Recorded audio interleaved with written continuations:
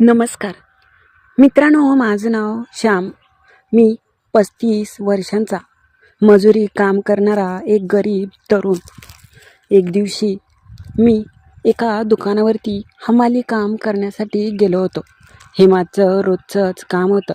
मात्र गेले काही दिवस मला काम मिळत नव्हतं.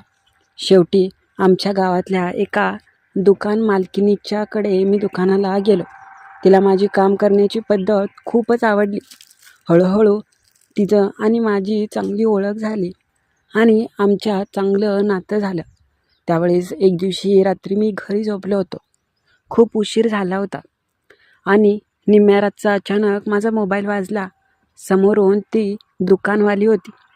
तिने मला तिच्या घरी बोलवलं. तसे तिचे मालक कधी घरी नसायचे, पण आज तिने म्हटली, माझं तुमच्याकडे खूप महत्त्वाचं काम आहे. ज्यावेळेस मी तिच्याकडे गेलो, मी चकित झालो. ती खूपच सुंदर आणि खूपच अगदीच वेगळीच दिसत होती. सुरुवातीला मला समजलं नाही तिचं काय काम होतं, पण नंतर तिने माझा हात पकडला आणि म्हटली की माझी एक इच्छा पूर्ण कर. तर काय होती त्या दुकानवालीची इच्छा आणि आज हमालाकडूनच तिने कसं तिचं मन शांत करून घेतलं, तीच कथा आणि तो प्रसंग आज मी तुम्हाला सांगणार आहे. पण त्याच्या आधी जर तुम्ही नवीन असाल आणि अजूनपर्यंत आपल्या ह्या चॅनलला सबस्क्राईब केलं नसेल तर आत्ता लगेच करून घ्या. चला तर मग कथेला सुरुवात करू. नमस्कार मित्रांनो, माझं नाव श्याम. मी, माझे आईवडील आणि माझा मुलगा असं आमचं कुटुंब होतं. बायको गेले काही दिवस मात्र इथे नव्हती. अर्थात माझी बायको निघून गेली होती. तिच्या माहेरी असायची. आमच्यात नेहमी वाद होत असायचे. मी मजुरी काम करणारा एक गरीब तरुण होतो. त्यामुळे सतत मी घराच्या बाहेर असायचो. मळके कपडे आणि वाईट झालेली माझी अवस्था. खिशामध्ये पैसा नसल्यामुळे घरात नेहमी वाद होत असायचे. माझे आईवडिलांसोबत पण काही चांगले संबंध नव्हते. घरात सारखी भांडणं होत असायची. मी मजुरी काम करायचो. सुरुवातीला काही दिवस मी शेतामध्ये काम करायचो. मात्र हळूहळू मी मजुरीसोबतच हमाल काम करू लागलो होतो. काम तसं छोटं नव्हतं, मात्र पगार खूपच कमी होता. काम थोडंसं जास्तच कष्टाचं होतं, पण हळूहळू मला ह्याच्यातून पैसे मिळू लागले. मी प्रत्येक दुकान असेल किंवा गावातील फळभाज्यांचं मार्केट, तिथं मी काम करायचो. पण एक दिवशी मी मित्रासोबत असाच गेलो होतो. गेले काही दिवस काम मिळत नसल्यामुळे मी एका दुकानवालीच्याकडे मित्रासोबत कामाला गेलो. दुकानातल्या काही वस्तू आणि इतर असलेलं साहित्य दुसरीकडे ठेवायचं हे काम होतं. दुपार झाली होती आणि भूक पण खूप लागली होती.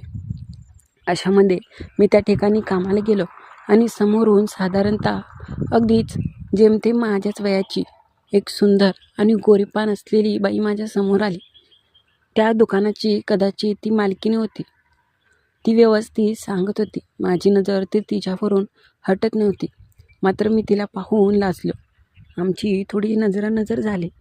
ती थोडीशी ओरडतच मला बोलली की कामाला आलाय का इथे उभा राहायला आलाय. त्यावरून मला समजलं की तिचा स्वभाव नक्की कसा आहे तो. मी जास्त काही तिला बोललो नाही. मी माझ्या कामापुरतंच तिला बोललो असेल. दुकान तसं खूपच अगदीच मोठं होतं. त्याच्यात 2-3 कामगारसुद्धा होते. ते आल्यानंतर सगळे काम करू लागले होते. मी काम केलं आणि त्या दिवशी खूपच जास्त काम झालं होतं. मला वाटलं नव्हतं केवढा पगार देईल, पण त्या दिवशी मला चांगलाच पगार मिळाला होता. सुट्टी झाल्यानंतर संध्याकाळी खूप भूक लागली होती. त्यावेळेस ती म्हटली की काहीतरी नाश्ता करा. मित्र म्हटला की असलं का म्हटल्यावर मी तर नाही करणार बाबा. उद्यापासून मी तर येऊ शकणार नाही या बाईच्या दुकानात, असं म्हटला. मग काय, तिने माझा नंबर घेतला आणि म्हटली की आमच्या दुकानात सतत काम असतं. बाहेरचे धान्य आणि किराणा दुकान ह्याचं ते दुकान होतं. गावातील खूपच मोठं आणि त्यांचं दुकान खूपच चालत असायचं. आमचं गाव म्हणावं असं खेडेगाव पण नव्हतं. तिची आणि माझी ओळख झाली. हळूहळू मी रोज दुकानामध्ये कामाला येत असायचो. कामाला येण्याची वेळ ठरलेली असायची. तिला उशीर झालेला अजिबात चालत नसायचं. एक दिवशी गोदामवर असं जायचं होतं. त्यावेळेस मात्र कोणच कामाला तयार नव्हतं. तिला घेऊन पण गोडाऊनवर जावं लागणार होतं. त्यावेळेस ती मला म्हटली, तुम्हाला गाडी येते का? ते पिकअप होतं आणि त्याच्यामध्ये काही पोते होते. त्यावेळेस मी म्हटलं की हो, मला गाडी चालवायला येते. तिने पिकअपची चावी माझ्या हातात दिली आणि म्हटली की चला, बाकीचे येतील नंतर, आपण दोघंजणच जाऊन येऊया. मी म्हटलं की हो चालेल. मी गाडी म्हणजे ते पिकअप चालू केलं आणि ती शेजारी बसली होती. अधूनमधून माझी नजर तिच्याकडे जात असायची. पण ती गोरीपान आणि दिसायला खूप सुंदर. मी तिच्यापुढे काहीच नव्हतं. मी मात्र स्वतःलाच लाजत होतो. त्यावेळेस ती म्हटली, तुम्ही कुठे राहता आणि तुम्ही नवीन वाटता मला गावामधील. मी म्हटलं नाही, मी तर खूप दिवसापासून इथेच आहे, पण इकडं कधी मी कामाला नव्हतो. ते गावाच्या मधोमध होते, जिथं खूप मोठी लोकांची गर्दी असायची आणि तिथं त्या मालकीनबाई राहत असायच्या. मी म्हटलं, तुम्हीच बघता आणि दुकानाचे मालक. त्यावेळेस ती म्हटली की नाही, ते नसतात. त्यांचं सतत बाहेर घेणं जाणं असतं आणि आमचं दुसरीकडे एक दुकान आहे. त्यांना इकडे घराकडे वेळ नसतो आणि ते येत पण नाहीत. आणि माझं आणि त्यांचं काही पटत नसल्यामुळे ते इथे थांबत नाहीत. ते बाहेरच असतात.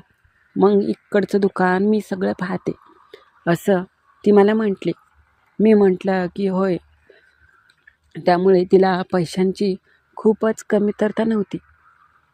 तिच्याकडे भरपूर पैसा होता. आम्ही गोडाऊनमध्ये गेलो. तिने चावी दिली आणि मी गोडाऊनचं ते शटर उघडलं.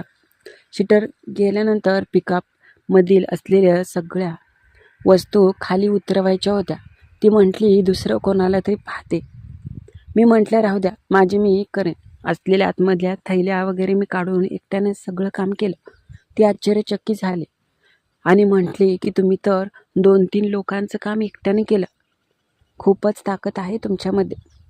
त्यावेळेस मी म्हटलं की हो, ते तर आहेच. त्यावेळेस तिने खूप पैसे मला दिले, जास्तीचे पैसे दिले आणि म्हटली, 2-3 लोकांचं तुम्ही काम केलं, मात्र तुम्हाला मजुरी पण मी तशीच देणार आहे. खरंच तुम्ही खूपच कामाचे माणूस आहात. त्यावेळेस मी म्हटलं की असं काही काम असेल तर मला सांगत जावा, कारण की मला पैशांची गरज असते. ती म्हटली की हो, तुम्ही आमच्या इथे कायमस्वरूपीच कामाला राहत जावा, असं ती मला म्हटली. आणि खरंच मी तर आश्चर्य झाले तुम्हाला पाहून.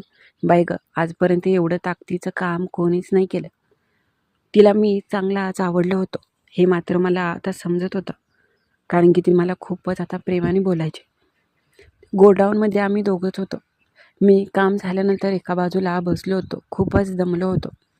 ती येऊन माझ्या शेजारी बसली आणि मला म्हटली की तुमच्यासारखाच असं कोणीतरी मला पाहिजे होतं. खूप दिवसापासून मी प्रयत्न करायचे. तुम्ही खरंच खूपच चांगले आणि भारी आहात हो. ती मला सतत अशी म्हणायची आणि अलगद तिने माझ्या खूप जवळ आले. मी मात्र स्वतःला सावरलं आणि चुकून तिच्याकडून मला धक्का लागला असेल असा मी विचार केला. मी बाजूला जाऊन बसलो. ती खूप जवळ येण्याचा प्रयत्न करत होती, मात्र मी असं काही केलं नाही जेणेकरून नंतर मला खूप शरम वाटेल. त्यावेळेस तिला कदाचित समजलं की माझी तशी काही मानसिकता नाही, त्यामुळे ती वेगळी झाली. ती मला सारखी एवढीच म्हणायची की मालक जरासुद्धा मला प्रेम करत नाहीत आणि जरासुद्धा मला वेळ देत नाहीत.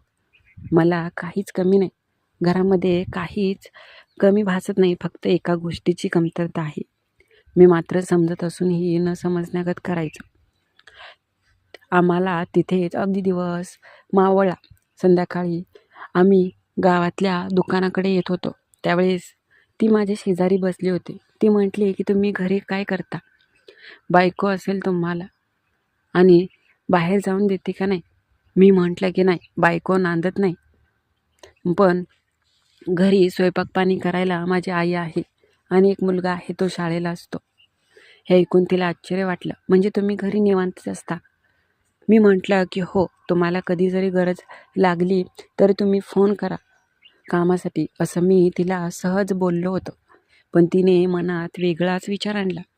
तिच्या मनात जे चाललं होतं ते मला माहिती नव्हतं. मी घरी आलो, संध्याकाळ जेवलो आणि कामामुळे खूपच थकवा आला होता. रात्री अगदी गाढ झोप लागली असताना अचानक माझा मोबाईल फोन वाजला आणि ती दुकानवाली होती. तिचं माझ्या फोनवर फोन येणं मी आश्चर्यचकित झालो आणि तिने मला फोन केला. त्यावेळेस ती म्हटली की मी बोलते नम्रता. सुरुवातीला मी ओळखलं नाही, नंतर आवाजावरून ओळखलं तर ही तर तीच दुकानवाली होती. मी म्हटलं की बोला की. त्यावेळेस ती म्हटली की अहो माझं काम आहे थोडंसं महत्त्वाचं, तुम्ही घरी याल का? आता कोणीच नाही आणि तुम्हीच एवढे येईल असं मला वाटतंय. खूपच महत्त्वाचं म्हटल्यावर मी पण म्हटलं की लगेच येतो. घरचे मला विचारू लागले एवढ्या रात्री कुठे चाललाय? पण मी म्हटलं की थोडंसं काम आहे महत्त्वाचं.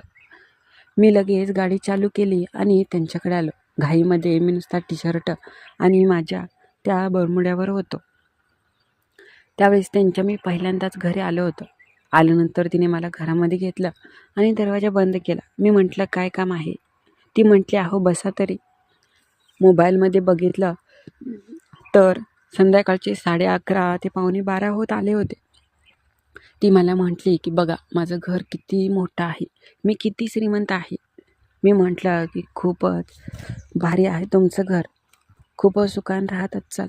त्यावेळेस ती म्हटली की काय तुम्हाला सांगू, अहो मी एकटीच राहते, मला कोणी वेळ देत नाही. माझी पण खूप इच्छा आहे, पण आता काय करणार, तुमचं मन आहे का? मला सुरुवातीला समजलं नाही. नंतर ती मला म्हटली की मला आयुष्यात कशाचीच कमतरता नाही. माझ्या गावामध्ये 1-2 दुकानं आहेत, पाहिजे एवढा पैसा आहे, पण जोडीदारच मिळत नाही मला आणि मी कोणावर पण विश्वास ठेवू शकत नाही. तुमचा स्वभाव आज मला खूपच आवडला. मी तुम्हाला स्वतःहून अगदी जवळ येत होते, मात्र तुम्ही तुमच्या मर्यादा सांभाळली. तुमच्यासारखाच एखादा जोडीदार मला हवा आहे, जो मला प्रत्येक सुखादुःखात साथ देईल आणि माझा एकांत दूर करेल. मला तिचं असं बोलणं अजिबात समजत नव्हतं. ती म्हटली की तुम्ही मला साथ द्याल ना? मी म्हटलं की म्हणजे? ती मला म्हटली की हे बघा, तुमची पण बायको जवळ नसते, तुम्ही तिच्यासाठी किती तरसता आणि माझे पण मालक माझ्याला जवळ नसते. असं करा ना, आजच्या दिवस तुम्ही माझ्यामध्येच तुमची घरवाली शोधा आणि मी तुमच्यामध्येच माझं शोधते. हे ऐकून मला समजलं. मी काय बोलण्याच्या आधी ती खूप जवळ आली होती आणि म्हटले आता नाही म्हण नका, प्लीज मला शांत करा. मला पण आता तिच्यामध्ये एक वेगळाच आनंद वाटू लागला होता. मला पण चांगलंच आकर्षण वाटू लागलं होतं. आता माझं पण मन थांबत नव्हतं. अलगद ती माझ्याजवळ आली आणि मग मी पण तिच्या प्रेमात वेडापिसा होऊ लागलो. ओठांवर ओठ टेकले आणि एकमेकांच्या सुखामध्येच आम्ही सुख शोधू लागलो होतो. त्या दिवशी कोणाचंच आणि कशाचंच भान उरलं नव्हतं. फक्त होतं तो आमच्या दोघांचा सहवास. प्रेमात आम्ही दोघं आकुंठ बुडालो होतो. मी तिला सुंदर क्षणाचे सुंदर अनुभव देऊ लागलो. त्यावेळेस ती मला म्हटली की वा, खरंच तुम्ही कमालीचे आहात. तुम्हाला काम करताना पाहिलं की कसं तरीच मन होतं आणि असं वाटतं की तुमच्याकडूनच मला आनंद मिळणार आहे. खरंच तुमची ही पद्धत मला खूपच आवडली. असं म्हणून मी तिला सुंदर क्षणाचे सुंदर अनुभव देऊ लागलो. ती म्हटली की खरंच तुम्ही खूपच पिळदार आणि भरदार आहात. हेच तुमचं अगदी वेगळेपण आहे. तुमच्याकडून मला खूप सुख भेटलं आणि रोज रात्री तुम्ही ह्या कामासाठी पण येत जावा. मी म्हटलं की हो, नक्कीच येईन. तुम्ही पण मला पाहिजे अशाच आहात. त्या दिवशी रात्रभर सुंदर क्षणाचे आम्ही सुंदर अनुभव घेतले आणि तिला सगळंच आवडलं. मात्र तिथून पुढे आमची भेट रोजच होत गेली. ती गावातली दुकानदारीण बाई रोज माझ्यासारख्या आम्हाला कडून स्वतःचं मन शांत करून घेऊ लागली. तर कशी वाटली कथा ते नक्की कळवा आणि नवीन असाल तर चॅनेलला लाईक सबस्क्राईब करायला विसरू नका.